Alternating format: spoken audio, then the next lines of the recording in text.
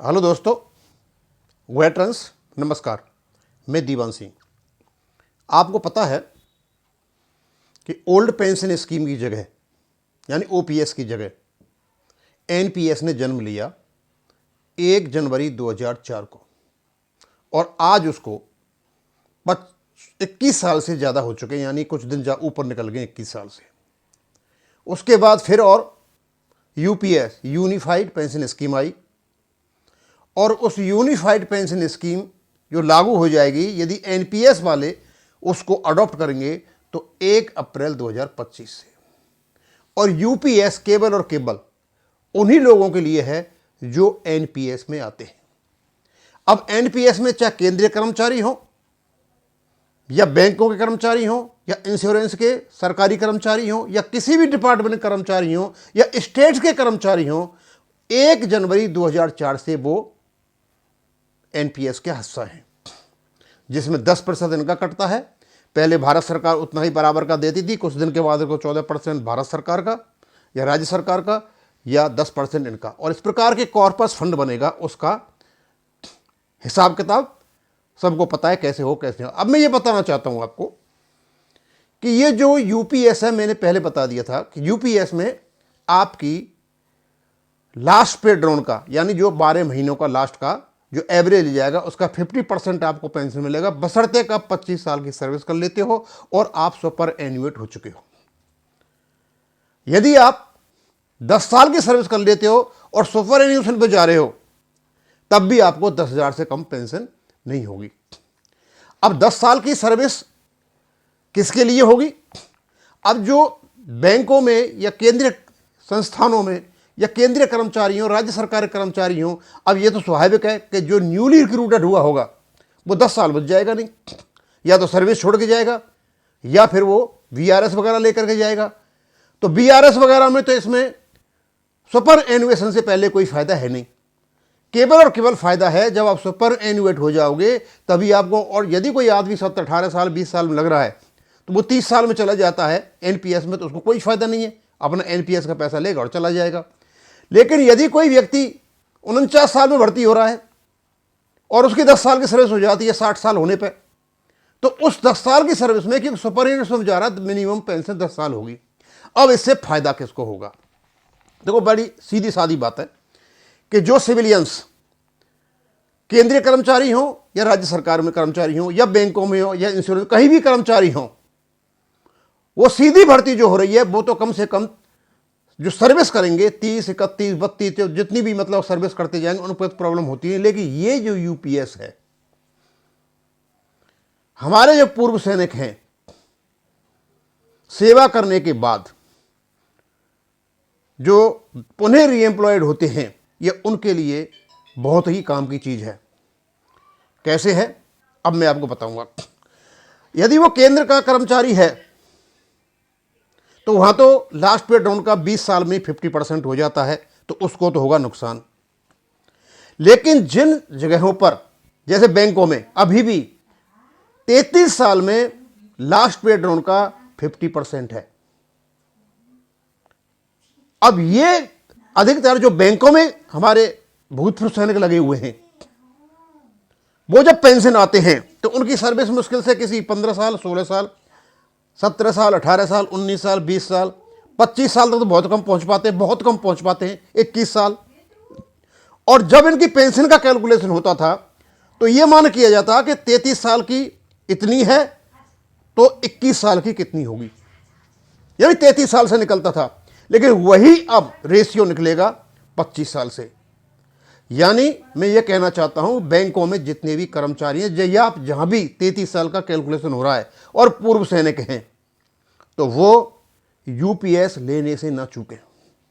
ये केवल और केवल बिल्ली के भाग्य से छीका टूटा है आपके लिए। क्यों? केंद्रीय कर्मचारी जो हैं पूर्व सैनिक, उन पर तो उनको तो नुकसान है, लेकिन उनके अलावा जहां भी 33 साल का फॉर्मूला लागू है और यूपीएस लागू है वो तुरंत इसको ले लें। और जो चले भी गए 33 साल में, जैसे बैंकों से हमारे काफ़ी कर्मचारी रिटायर हुए। कब रिटायर हुए होंगे? ये 2004 में आई। 2004 के बाद मिनिमम 10 साल की सर्विस सुपर एन्युएशन पे तो 2014 में गए होंगे, 15 में गए होंगे, 16 में गए होंगे, तो बहुत लंबा चौड़ा टाइम नहीं हुआ है। क्यों 10 साल में, क्यों कोई 14-15 साल में गया होगा, हम ये मान के चले 15 साल में गया है, तो 15 और 4 19 साल में 2019 में मतलब हमारा पहला लॉट निकला होगा 15 साल में मिनिमम, उससे ज़्यादा भी गए होंगे। तो 19 से लेकर के 6 साल से वो अपना पैसा निकाल के ले गए और उसकी कोई पेंशन एन्युटी वगैरह ले रहे होंगे। लेकिन मैं ये चाहूँगा, बता रहा हूँ आपको, कि आप अपना कहीं से ही पैसा इंतजाम करके जितना भी पैसा आपने लिया है उसको जमा कराएं, और जो भी इनका प्रोसीजर है, सिस्टम है, उसको अपनाएं। क्योंकि कुछ पैसा तो आपको पेंशन का मिल जाएगा एरियर का, और कुछ पैसा 10% और मिलेगा आपकी टोटल पे का, जितनी भी साल में सर्विस की है। यदि 15 साल की 30 महीने का मिलेगा, 16 साल की 32 महीने का मिलेगा, वो पैसा भी कवर हो जाएगा। तो इस प्रकार जो डिफरेंस आएगा, थोड़ा बहुत आएगा, बैंकों से लोन लेकर के आप उसको दे दें। अब आपकी जो पेंशन होगी, यदि 15 साल की कोई नौकरी कर गया है तो आपका 25 साल की बनती है आपकी इतनी, तो आपकी 15 साल की कितनी बनेगी, 16 साल की कितनी बनेगी, 17 साल की कितनी बनेगी, 18 साल, स्वाभाविक सी बात है ज़्यादा पेंशन बनेगी। तो ये हमारे जो बैंकों के कर्मचारी हैं खासकर, क्योंकि मुझे बैंकों को पता है, और शायद इंश्योरेंस में ही 33 साल का है, आरआरबी में भी 33 साल का है, और शायद आरबीआई में मुझे पता नहीं कितना है, हो सकता है वहाँ भी 33 का हो। तो जहाँ भी हमारे ये पूर्व सैनिक लगे हुए हैं या कोई पेंशन लेके चला भी गया है एनपीएस में, तो वो जल्दी से जल्दी अपना इसको कर ले। मैं एक कैलकुलेशन दे रहा हूँ, यहाँ मैंने कुछ चीज़ें डाली हुई है। ये सिर्फ क्या है, ये है आपके फ्रीक्वेंटली आस्क्ड क्वेश्चंस, या मैं ऑलरेडी पहले आपको बता चुका हूँ। अब मैं दूसरी चीज़ बताता हूँ। ये जब पेंशन में लाने के लिए इंश्योरेंस, बैंक, जो छूटे हुए कर्मचारी आ रहे थे और जो ऑलरेडी अपने कंट्रीब्यूटरी प्रोविडेंट फंड से निकल गए थे, बाद में उनको चांस मिला था, तो मेरे से 1-2 आदमी ने पूछा कि दीवान सिंह जी हम क्या करें। मैंने कहा आप जैसे भी करो, बैंकों से लोन लो अपनी पेंशन पे और उसको जमा कराओ और पेंशन शुरू कराओ। जिन जिन लोगों ने माना, आज वो गुण गाते हैं, क्योंकि उनको अच्छी खासी पेंशन 27, 28, 30 हज़ार रुपये पेंशन मिल रही है, और उनका लोन भी खत्म हो गए। और जिनने नहीं माना वो अब पछता रहे, क्योंकि उनके पास पैसे का इंतजाम नहीं हो पाया। तो ये यूपीएस जो है पूर्व सैनिकों के लिए, खास करके बैंक के पूर्व सैनिकों के लिए एक सोने में सुहागा है। क्योंकि आपकी जो पेंशन है लास्ट पे ड्रॉन की 12 महीने की, वो 33 साल से डिवाइड ना होकर के अब 25 साल से डिवाइड होगी, और सुपर यूनिट तो आप हो ही जाओगे और आपको अच्छी खासी पेंशन मिलेगी। अब ये सारा फॉर्मूला मैंने बता दिया, और भी वीडियो डालता रहूँगा। ये कुछ फ्रीक्वेंटली आस्क्ड क्वेश्चंस थे, मैं को बता देता हूँ। पहला तो है, what is the unified pension scheme. ये है आपकी यूपीएस जिसको कह रहे हैं। ये आपकी एक स्कीम है एनपीएस वालों के लिए, और 1 अप्रैल 2025 से लागू होगी। Who is eligible for the UPS. UPS के लिए केवल वही एलिजिबल है जो एनपीएस में जिसका पैसा कट रहा है। What is the minimum assured pay out under UPS. UPS के अंदर जो मिनिमम अस्योर्ड पे आउट क्या है, 25 साल में लास्ट पे डाउन का 50% प्लस डीए। लास्ट पे डाउन बनेगा आपका 12 मंथ की average salary. What is the family पे आउट अंडर यूपीएस।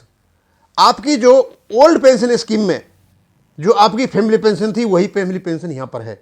इन्होंने घुमा करके जोड़ा कहा है कि आपकी पेंशन का 60%, एक ही बात है। आपकी पेंशन का 60% या लास्ट पे डाउन का 30%, एक ही बात होता है। What the eligibility criteria for the central government employees to receive assured pay out under इसके। तो सेंट्रल गवर्नमेंट के जो एम्प्लॉइज हैं उनको अस्योर्ड पेंशन कैसे मिलेगी, वो सीधा साधा है, आपका 12 मंथ का इन्होंने बता रखा है। Under what circum the option of assured pay out under UPS shall not be available to the central government employees. ऐसी कौन सी कंडीशन है जहां यूपीएस की सुविधा सेंट्रल गवर्नमेंट एम्प्लॉइज को नहीं मिलेगी। पहला है, the option of assured pay out under UPS shall not able to the central government employ. निम्नलिखित कंडीशन है in case of an employ superior before qualified service 10 years from the date. यदि आप 50 साल की सर्विस या 51 साल में लगते हो, ये आपके जो कर्मचारी हैं इसके बैंकों से, जैसे आर्मी से रिटायर्ड हैं, 51 साल में लगे तो 60 साल पहुंचने में उसको 9 साल ही हो पाएंगे। ऐसे व्यक्ति को जो 9 साल होगी उसको ये नहीं मिलेगी, एक कंडीशन। और यदि किसी को डिसमिसल रिमूव कर दिया, उनको यूपीएस की फायदा नहीं मिलेगी। मिनिमम आपकी 10 वर्ष की सर्विस होना जरूरी है, वो भी सुपर एन्युएशन पर। If there is any provision for inflation protection, हाँ इसको आप में डीए मिलेगा। When will the disbursement assured pay out और DR on and commence in case of voluntary retirement. यदि कोई वॉलंटरी रिटायरमेंट हो जाता है आदमी 25 साल की सर्विस करके, तो उसका कब हो, तो जब वो सुपरएनुअंट हो जाएगा, 60 साल का हो जाएगा, तब उसकी पेंशन लागू होगी। इसके अलावा आपको और आपकी टोटल जितना भी आपका पे बनता है डीए और बेसिक पे मिला करके, उसका 10% मंथली निकाल दिया जाएगा, और उसका आपका यदि 25 साल की सर्विस है तो आपको 50 महीने का मिलेगा, 15 साल के 30 महीने को। इसके अलावा ये पैसा और मिलेगा। ये पैसा भी आपको जब आप पैसा जमा कराओगे तो ये भी कैलकुलेशन होगा, ये भी आपकी लायबिलिटी को कम करेगा। मैंने सिर्फ ये वीडियो इसलिए बनाया क्योंकि इसका कैलकुलेशन नहीं हो पा रहा है। एक्स सर्विसमैन जहां पेंशन का 33 साल का फॉर्मूला अब भी लागू है, पब्लिक सेक्टर बैंक्स में है, वो बिना सोचे समझे यूपीएस में अपने को ट्रांसफर कर लें, उसमें बहुत फायदा है। अब इसको मैं यहीं खत्म करूंगा। थैंक यू, धन्यवाद।